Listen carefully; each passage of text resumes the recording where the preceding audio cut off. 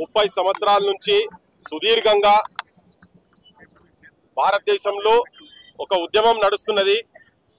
గుడిసెలలో ఉండేటోళ్ళ బతుకులు మారాలని, అంటరాని జాతులలో ఉన్నటువంటి మాదిగలుగా మన ప్రాంతంలో పిలువబడేటువంటి ఒక కులం బయటికి వచ్చి మాకు అన్యాయం జరుగుతున్నది, ఎస్సీలో ఉన్న దాంట్లోనే అన్యాయం జరుగుతున్నది అని ఒక ధర్మ పోరాటం, న్యాయ పోరాటం జరుగుతూ ఉన్నది. అదొక కీలక దశకు చేరుకున్నది. న్యాయం ధర్మమని మా బోటలమే చెప్పుడు కాదు. ప్రభుత్వాలు ఏ కమిషన్ వేసినా కానీ అన్ని కమిషన్ల రిపోర్టు వాస్తవము. ఎంఆర్పిఎస్ చేసేటువంటి మందకృష్ణ గారి నాయకత్వంలో జరుగుతున్నటువంటి ఉద్యమము ఇది వాస్తవము, నిజంగానే అన్యాయం జరుగుతున్నది అని చెప్పని రిపోర్ట్లు ఇచ్చినాయి. Court judgment, full court judgment కూడా ఇది జరగాల్సిందే, వర్గీకరణ అనేది జరగాల్సిందే, ఈ ప్రజలను ఆదుకోవాల్సిందే అని అందరూ చెప్తున్నారు. ఏ రాజకీయ పార్టీ నాకు తెలిసి మన దగ్గరనైతే ఏ రాజకీయ పార్టీ మేనిఫెస్టోలల్లా వర్గీకరణకు అనుకూలం కాదు అని ఎవరు కూడా బయటికి వచ్చింది మాత్రం లేదు. అందరూ అనుకూలంగానే ఉన్నారు. కానీ ఇప్పుడు ఈ దశకు వచ్చిన తర్వాత ముఖ్యమంత్రి కూడా అసెంబ్లీలో చెప్పిన తర్వాత, జడ్జిమెంట్ వచ్చిన తర్వాత అసెంబ్లీ చెప్పిన తర్వాత కూడా ఇప్పుడు ఎందుకంటే మళ్ళా ఆగుడు ఎందుకు ఆగిందంటే కేసీ వేణుగోపాల్ అని ఒక పెద్ద మనిషి, కాంగ్రెస్ పార్టీ అధ్యక్షుని కన్నా పెద్ద ఆయన మరి మాకు ఎరకలే కానీ ఆయన ఒక ప్రకటన ఇచ్చిండు. ఆ ప్రకటనలో ఈ రేవంత్ రెడ్డి తెలంగాణ ప్రభుత్వం కూడా ఇది వర్తిస్తుంది, ఇది ఆపాల్సిందే, మేము చెప్పే వరకు ఇది అమలు జరగొద్దు అని చెప్పిన. అందుకనే ఇక్కడ సమాజం కూడా అందరు చూస్తున్నారు. కేవలం మాదిగ కులమే కాదు, నేను మొత్తం సమాజానికి చెప్తున్నా, ఏ కార్యమైనా, శుభకార్యమైనా, శోకమైనా ప్రతి ఇంట్లలో మన ఇళ్లలో మాదిగ డప్పు లేనిది మనం ఏం ఫంక్షన్లు చేసుకోలేదు కనుక వాళ్లకు సంఘీభావంగా వాళ్ళ నోటికాడి బువ్వను చేతి ఇట్లా అన్నం లోపలికి పోతున్న టైంలో చేయి పెట్టి కొట్టే ప్రయత్నం చేస్తున్నారు కదా. సమాజం మొత్తం కూడా ఈ న్యాయమైన డిమాండ్, ధర్మమైన పోరాటానికి సంఘీభావంగా ఉండాలని చెప్పి అందరిని విజ్ఞప్తి చేస్తూ కొన్ని శక్తులు దుష్ప్రచారాలు చేస్తూ ఉన్నాయి. అంశాలను పక్కకు పెట్టి దాంట్లో ఉన్నటువంటి మెరిట్స్, డిమెరిట్స్ డిస్కస్ చేయకుండా వేరే వ్యక్తిగత విమర్శలు, నీ ముక్కు మంచిగా లేదు, నీ క్రాఫ్ట్ మంచిగా లేదు, నువ్వు వేసుకున్న అంగి మంచిగా లేదు, ఇట్లా రకరకాలుగా పిచ్చి స్టేట్మెంట్ ఇచ్చి మాట్లాడుతూ ఉన్నారు. ఇలా సమాజం కూడా ఎందుకు బయటకు వచ్చి మాట్లాడుతుంటే మౌనంగా ఉండోళ్ళు కూడా మౌనము కుమ్మకు ద్రోహం అవుతుంది కనుక మౌనంగా ఉండాల్సిన అవసరం లేదు. నీ మనసుకి ఏం చెప్పిందో అది బయటకు వచ్చి మాట్లాడాల్సిన అవసరం. ప్రతి ఒక్కరు ఇంటర్నల్ గా మాట్లాడుతున్నారు. ఇలా మా బొట్టులో బయటకు వచ్చి చెప్తున్నాం ఏంటంటే ఇది న్యాయమైన డిమాండ్, ధర్మమైన డిమాండ్ కాబట్టి వెంటనే ఏ ప్రభుత్వం అయినా కానీ అన్ని అయిపోయి అన్ని జడ్జిమెంట్ వచ్చిన తర్వాత మళ్ళా పోరాటాలు అవసరం లేదు. ఈ ఉద్యమం ఇంకో సైడ్ టర్న్ కాకుండా మాత్రం చూసుకోకండి.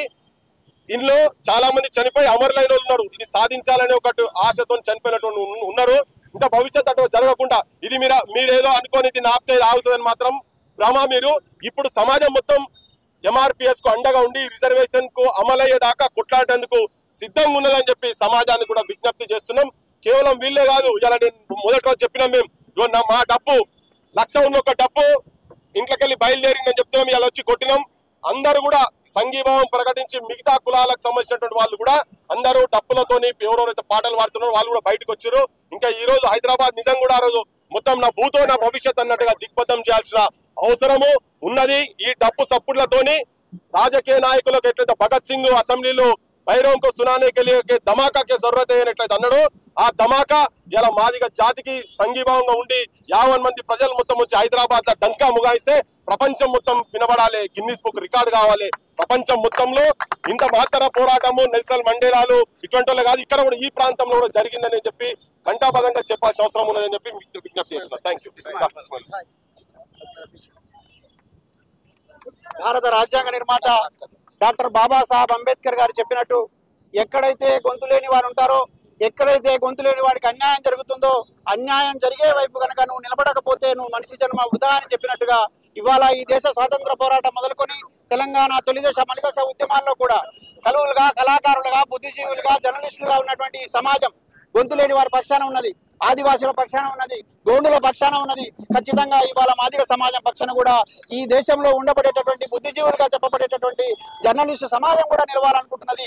ఎందుకంటే న్యాయమైన డిమాండ్ ఎక్కడైతే ఉంటుందో, మెజారిటీ ప్రజలు ఎక్కడైతే అన్యాయానికి గురవుతున్నారో ఆ అన్యాయం వైపు తప్పకుండా నిలబడి వాళ్ళకు బాసటగా ఉండాల్సిన బాధ్యత గుర్తెరిగిన సామాజిక స్పృహ కలిగినటువంటి ఉద్యమకారులుగా, తర్వాత జర్నలిస్టులుగా, ఈ ప్రాంతంలో పుట్టినటువంటి బిడ్డలుగా ఇక్కడ అనేక ప్రజా ఉద్యమాలు నిర్మితమైనప్పుడు కవులు, కళాకారులతో గొంతు కలిపి ఇక్కడ ఉన్నటువంటి సప్పండ వర్గాలతో కలిసి నడిచిన వాళ్ళంగా ఇవాళ ఒక న్యాయమైన పోరాటం ఈ దేశవ్యాప్తంగా ఆకర్షించబడి ఒక మనిషి 30 ఏళ్ల పాటు ఇక్కడ కేవలం తెలంగాణ ప్రాంతం మాత్రమే కాదు దేశవ్యాప్తంగా మాదిగ జాతి అణచబడుతున్నటువంటి తీరును, తర్వాత ఎక్కడైతే వివక్ష ఉన్నదో, ఎక్కడైతే అన్యాయం ఉన్నదో, ఎవరికైతే నష్టపోతున్నదో ఆ వర్గాల వైపు నిలబడి గొంతు విప్పి తన 30 ఏళ్ల జీవితాన్ని సర్వస్వాన్ని కోల్పోయి ఇవాళ నిలబడి చివరికి అంతిమ విజయం సాధించే సందర్భం లోపల కుట్రలు జరుగుతున్నప్పుడు మౌనంగా ఎవరన్నా ఉన్నారంటే అది బుద్ధిజీవుల సమంజసం కాదనే సందర్భంగా తెలియజేస్తూ బాధ్యత కలిగిన వాళ్ళంగా, స్పృహ కలిగిన వాళ్ళంగా, సోయగలిగిన వాళ్ళంగా ఇవాళ సప్పండ వర్గాలతో కలిసి రేపు 1,00,000 డప్పుల్లో ఖచ్చితంగా నేను ఒక మైనారిటీ బిడ్డగా కూడా చెప్తా ఉన్నా, పీరీల పండుగ జరిగినప్పుడు డప్పు లేకుండా పీరీల పండుగ జరగలే. మా ఇళ్లలో ఏదైనా ఉరుసు ఉత్సవాలు జరిగినప్పుడు డప్పు లేకుండా జరగలే. ఇట్లాంటి అనేక సందర్భాల్లో మాకు తోడుగా నిలబడి మా ఆనందాల్లో, మా కష్టాల్లో నిలబడినటువంటి ఆ డప్పుకు తోడుగా 7వ తారీఖున హైదరాబాద్ లో ఖచ్చితంగా మైనారిటీలు కూడా డప్పుతో వచ్చి ఈ MRPS న్యాయమైన పోరాటానికి మద్దతుగా నిలుస్తామని సందర్భంగా తెలియజేస్తా ఉన్నా.